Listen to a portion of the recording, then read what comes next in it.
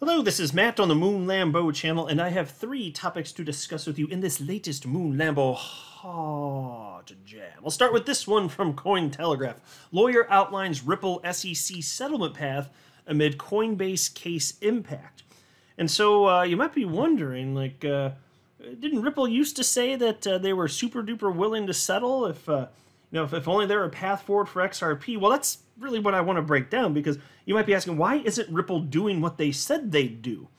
And then there was also this headline from the Crypto Basic. Expert says, no IPO announcement or settlement at Ripple upcoming XRP party. And so I'm sure you'll recall, or maybe some of you haven't heard, Ripple is literally throwing a party in New York City to celebrate July 13th, 2023 XRP Victory Day, where XRP received legal clarity thanks to a decision from Judge Annalisa Torres.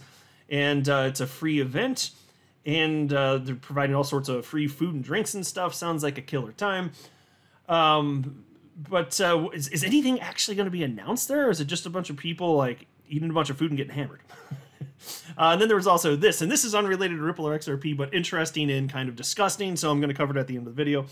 The headline from Cointelegraph, FTX court filing reveals former Alameda CEO's $2.5 million yacht purchase. Yep, doing some boat stuff.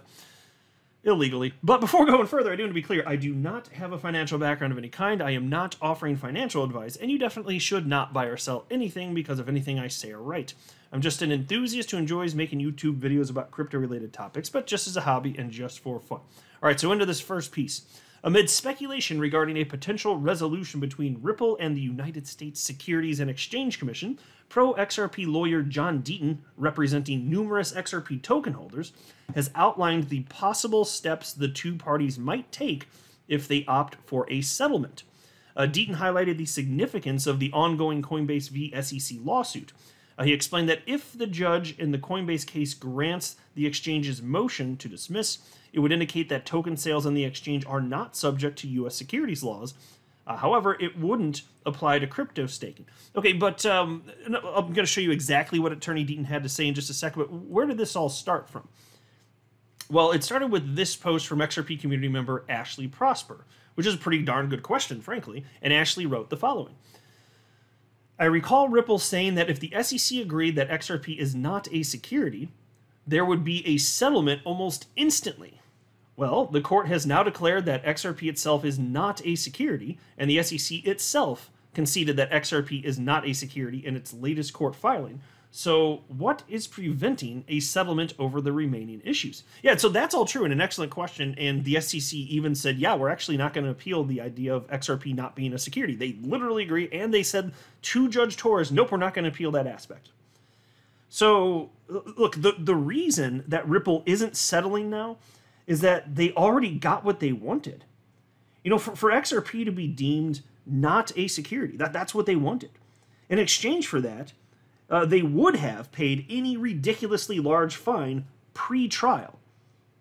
But now that Judge Torres has ruled on the motions for summary judgment and provided XRP itself legal clarity, there's really not so much an incentive for Ripple to let up now. And, on top of that, the SEC, again, they filed a legal brief to Judge Torres stating that they would not seek appeal on the legal status of XRP. So the only thing I could think that might lead to, quickly to some sort of agreed upon settlement, this would be a major factor, is if Ripple really wanted to go for an IPO. If they really want to quickly go for an IPO and just wrap this thing up, yeah, because otherwise that IPO is not going to happen. But outside of that, I personally, maybe you guys could think of something, I can't think of any other reason that, Ripple would be incentivized to do anything because they got what they wanted. Right? If anything, Ripple will push back against the institutional sales ruling from Judge Torres. But they got the biggest piece. So I think that's what the answer is. Now, Attorney Deaton retweeted, or now it's called reposting, what Ashley Prosper wrote there, which I just shared with you. And here's what Attorney Deaton had to say. The only way Ripple and the SEC settle before the end of the year is if Judge Fila grants the Coinbase motion to dismiss, or partially grants it, finding token sales on an exchange in a blind bid/ask transaction do not fall under U.S. securities laws, but allows the staking component to move forward. If that happens, then the SEC and Gary Gensler may be forced to pivot.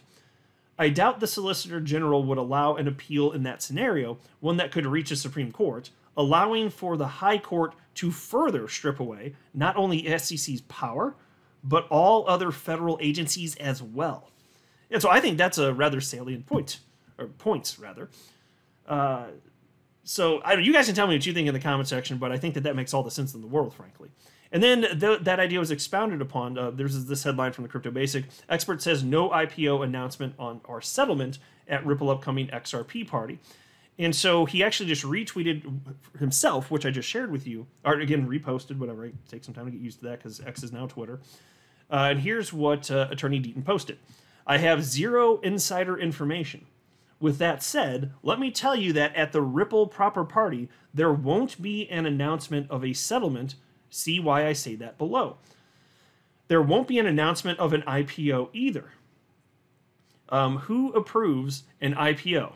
That's right, the SEC. The SEC isn't going to approve an IPO when they're seeking a permanent injunction against Ripple related to future institutional sales of XRP during the remedies phase of the litigation, as well as seeking a permanent injunction against the CEO and chairman of the board if they win at trial. Yeah, so I think he's right there too. If there's a big announcement, then super duper. I mean, I don't know what that would be. It's really just designed to be a celebration. So I mean, if they have something cool, then great.